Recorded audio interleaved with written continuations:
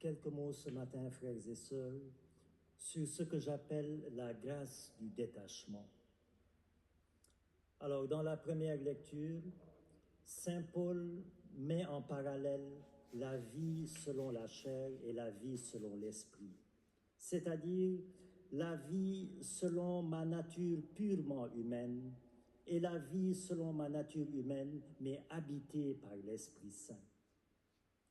Tant que je vis selon la chair, tant que je vis selon les désirs de ma nature purement humaine, eh bien, je suis condamné à vivre dans le tiraillement intérieur, dans la division intérieure, toujours éparpillé entre deux désirs, le désir de Dieu et le désir du monde. Tant que je ne vis pas selon la grâce du détachement des choses de ce monde, je suis condamné à vivre avec un cœur partagé, ce qui est toujours pénible et pour ma vie de foi et pour ma vie en général, car on ne peut pas être au four et au moulin. On ne peut pas servir deux dieux, dit le Seigneur. Mais m'ouvrir à la grâce du détachement des choses de ce monde, ce n'est pas vivre retiré du monde, c'est vivre de plein pied dans le monde, mais le cœur libre de toute attache mondaine. C'est vivre dans le monde comme un étranger de passage et non comme un résident permanent. C'est faire de ce monde une escale et non une destination finale. Et c'est très important, frères et sœurs. C'est même capital. Pourquoi? Parce que je ne suis pas fait pour ce monde.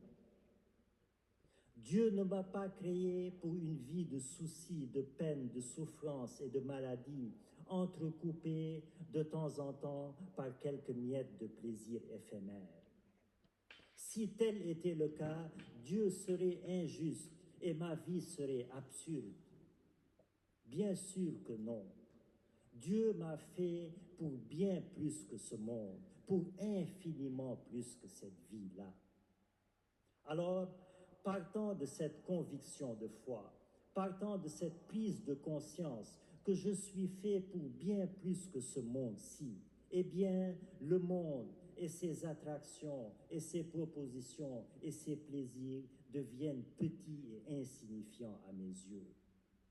Et alors, mon cœur qui était jadis partagé, tiraillé, écartelé, divisé, éparpillé entre deux désirs, cesse de désirer le monde et trouve son repos en Dieu seul et vit selon la grâce du détachement, selon cette fameuse parole de saint Augustin qui dit à Dieu, « Tu nous as créés pour toi et notre cœur est sans repos jusqu'à ce qu'il repose en toi. »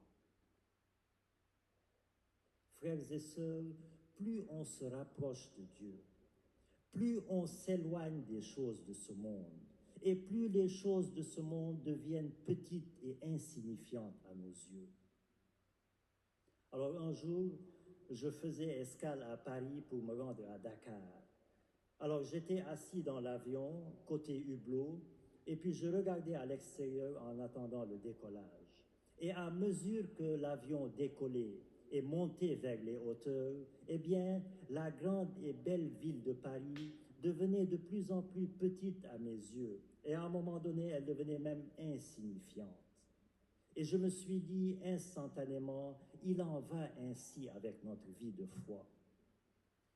À mesure que nous décollons spirituellement de ce monde et qu'on monte vers les hauteurs et qu'on monte vers Dieu, les choses de ce monde deviennent petites et insignifiantes à nos yeux et moins on s'attachera à elles. Alors, frères et sœurs, pour le bien de notre vie spirituelle et pour le bien de notre vie en général, demandons la grâce du détachement de la chair et des choses de ce monde. Débarrassons-nous des fardeaux de ce monde et marchons tranquillement, le cœur léger vers l'unique nécessaire, celui qui a dit « Venez à moi, vous tous qui peinez et ployez sous le fardeau, et je vous donnerai le repos. » Jésus-Christ, notre Seigneur.